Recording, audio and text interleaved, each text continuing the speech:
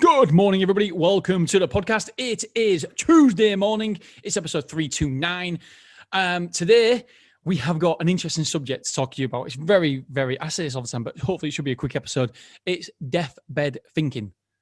Yeah, great. Morpid Tuesday, January, during coronavirus lockdown, and you're talking about deathbed thinking. Yeah, but it's an important message. And if we find out 10 days from now that you were going to die, what regrets would you have? I think it's so important. This is a great concept to think about because it tells me and tells you where you are short in your life, where you have let yourself down, or where there is form to improve or room to improve. So if you was going to die in 10 days' time, God forbid you not, but if you was, what would your regrets be?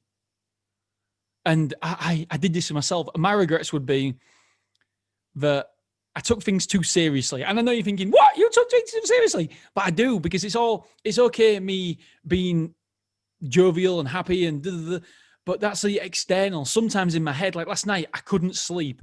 I woke up at 3:30. And I normally wake up at 5, but I was so excited. I was so excited about certain things because I get emotionally connected. I'm very, very an emotionally driven guy. And so I worry a lot. I wish I didn't worry, but I do worry.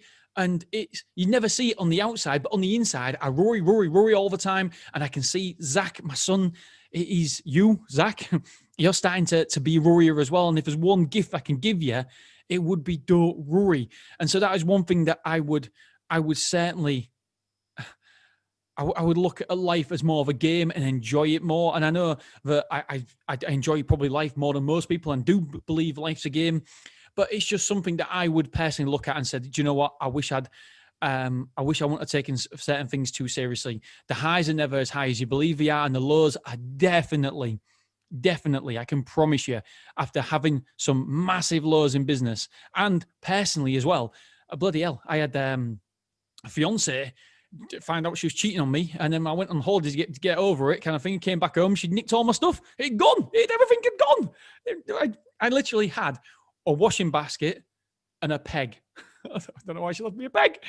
All the sofas were gone. And I paid for it. So yeah, that was interesting. But do you know what?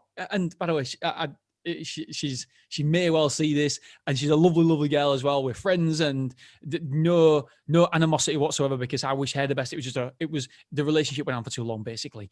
And so I've had some personal ups, some personal downs, some business ups, some business downs, and I would say that you know what, you never take it. That the lows are never as low as you believe they are. And so I would certainly not be so seriously. So you've really got to put yourself in that place. If you put yourself in that place, you will be given the gift. It really is a gift of knowing what you most want and what you most desire in the world. Another thing that I would do is I want to go on more holidays. I want to experience more things with my kids.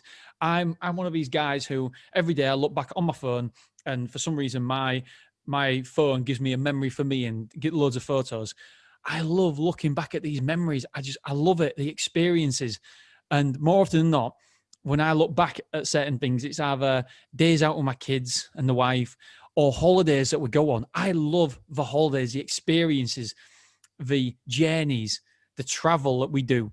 And obviously we can't do it now in COVID. I wish that we'd have done more of it. And I'm, again, one of these people who thinks bollocks to school.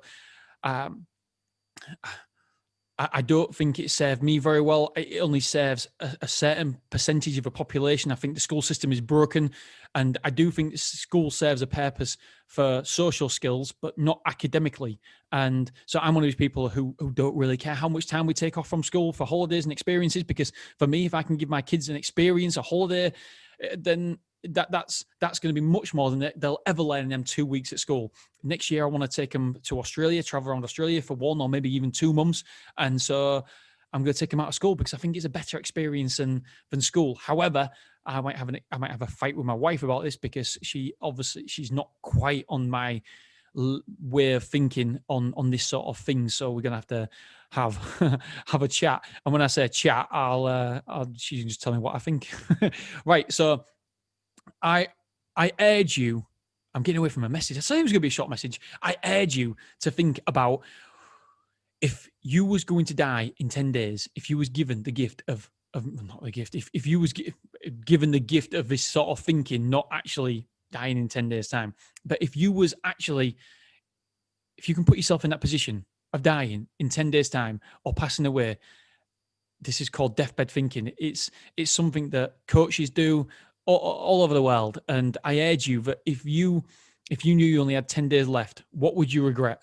Really put yourself in that, because the more you put yourself in that emotion, that state, that position, the more you will learn about yourself and your life and your desires, your wants, your needs, your dreams. And so I urge you, because then there is a gift there.